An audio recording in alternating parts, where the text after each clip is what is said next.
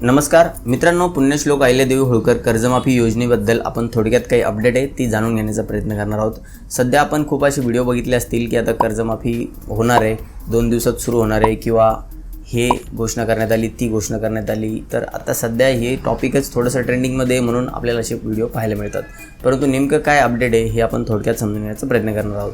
तर मित्रांनो, या कर्जमाफीचे निकष आणि अल्पकालीन आणि दीर्घकालीन उपाय सुचवण्यासाठी 6 महिन्यापूर्वी प्रवीण परदेशी यांच्या अध्यक्षतेखाली एक समिती तयार करण्यात आलेली होती। त्या समितीचा अहवाल मित्रांनो आता राज्य शासनाकडे पाठवण्यात आलेला आहे या कर्जमाफी संदर्भातील। परंतु मित्रांनो, अहवाल सादर झाला म्हणजेच कर्जमाफी झाली असं नाही आहे।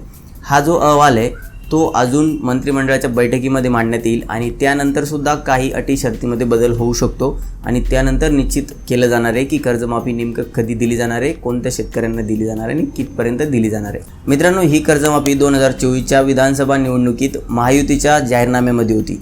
आता मित्रांनो, या अहवालाची तपासणी पहिले राज्य सहकार विभागाकडून केली जाईल आणि त्यानंतर हा जो अहवाल आहे तो मंत्रिमंडळाच्या बैठकीमध्ये सादर केला जाईल आणि त्यानंतरच बाकीचे निर्णय घेतले जाणार आहेत। मित्रांनो, 30 ऑक्टोबर 2025 रोजी प्रहार जनशक्तीचे नेते बच्चू कडू यांच्या नेतृत्वाखाली जे आंदोलन करण्यात आलेलं होतं त्यानंतर राज्य शासनाने या समितीची नियुक्ती केली होती, ज्यामध्ये कर्जमाफीची अंमलबजावणी करण्याची मागणी करण्यात आली होती। मित्रांनो, त्यानंतर मार्चमध्ये जे अर्थसंकल्पीय अधिवेशन सुरू होतं त्या दरम्यान देवेंद्र फडणवीस यांनी हे जाहीर केलं होतं की 30 सप्टेंबर 2025 पर्यंत जे पण शेतकऱ्यांचे कर्ज थकीत आहे, म्हणजे कट ऑफ डेट होती 30 सप्टेंबर 2025, त्या शेतकऱ्यांना 2 लाखापर्यंत कर्जमाफी दिली जाणार आहे आणि जे शेतकरी नियमित कर्ज परतफेड करतात त्यांच्यासोबत अन्याय होऊ नये म्हणून त्यांनासुद्धा प्रोत्साहनपर म्हणून एक 50,000 रुपये अनुदान दिलं जाणार आहे।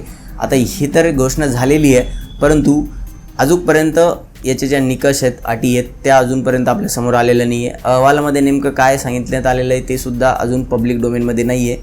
तर अहवाल राज्य शासनाकडे पाठवण्यात आलेला आहे। आता त्यावरती राज्य सहकार विभाग तपासणी करेल, त्यानंतर आगामी मंत्रिमंडळाच्या बैठकीमध्ये हा अहवाल सादर करण्यात येईल आणि त्यानंतरच आपल्याला अपडेट मिळणार आहे फायनल की किती कर्जमाफी, किती शेतकऱ्यांना आणि कधी होण्याची शक्यता आहे। आणि सोबतच मित्रांनो, सध्या सुरू असलेल्या पीक विमा संदर्भामध्ये पाहून जर थोडंसं बोलायचं म्हटलं तर बऱ्याचशा महसूल मंडळामध्ये असं पाहण्यात आलेलं आहे की शेतकऱ्यांना 100, 200, 300, 500, 900, 1000 एवढे सुद्धा पैसे खात्यामध्ये आलेले पीक विमा संदर्भामध्ये।